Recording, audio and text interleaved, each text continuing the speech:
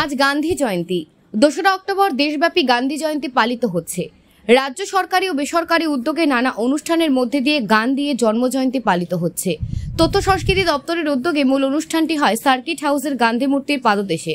এখানে রাজ্য সরকারের তরফে শিল্প বাণিজ্য মন্ত্রী শান্তনা চাকমা জাতির জনক মহাত্মা গান্ধীর আবক্ষ মূর্তিতে পুষ্পার্ঘ অর্পণ করে শ্রদ্ধা নিবেদন করেন। মহাত্মা গান্ধীর জন্মদিন উপলক্ষে আয়োজিত এই সংক্ষিপ্ত অনুষ্ঠানে মন্ত্রী শান্তনা চাকমা বলেন, স্বাধীনতা সংগ্রামে মহাত্মা গান্ধীর বিশাল ভূমিকা ছিল। তিনি আত্মনির্ভর গ্রাম ও আত্মনির্ভর দেশ গড়ে তোলার স্বপ্ন দেখেছিলেন। বর্তমান সরকার মহাত্মা গান্ধীর পড়তে পাথেয় করে উন্নয়নের কাজ করে চলেছে। মহাত্মা গান্ধী জাতির জনক, উনি আমাদের দেশের জন্য, স্বাধীনতার জন্য ওনার ভূমিকা অপরিসীম ছিল এবং আমাদের যে আধুনিক ভারত নির্মাণ, সেই ক্ষেত্রেও উনি ওনার ভূমিকা অনেক ছিল। উনি চেয়েছিলেন আধুনিক ভারত নির্মাণ করার জন্য। তার পাশাপাশি উনি গ্রামের উপরে গুরুত্ব দিয়েছেন।